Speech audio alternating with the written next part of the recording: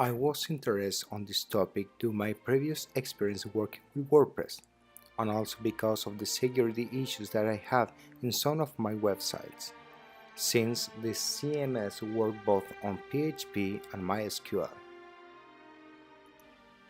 What is a SQL injection?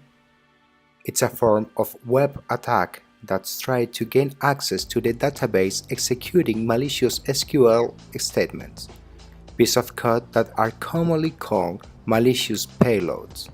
This vulnerability is one of the oldest and most common weaknesses of the websites using relational data management systems. Most of the attacks are performed in the navigation bar, inserting payloads after the URL provided by the server. How does it work? In order to get results to start a strike, the attacker needs to run several attempts in order to get a lead to follow. And once the attacker discovers a point to start, then he or she can trace the information and understand how the database is organized. And by running several different queries through the address bar, name of tables or columns are obtained. There are three main groups of SQL injections. Inbound SQLI.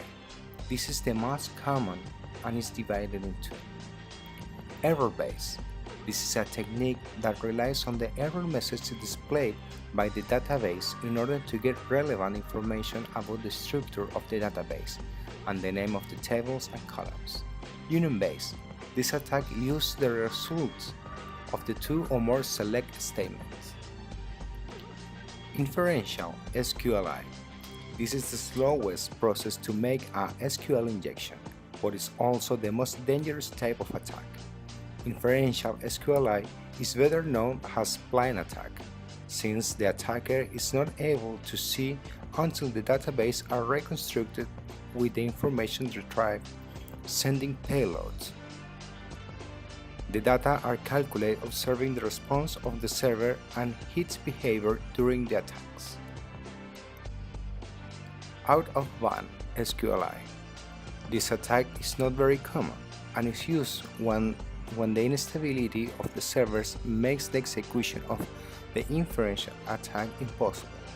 This attack becomes possible when the server is able to send DNS or HTTP requests to deliver data.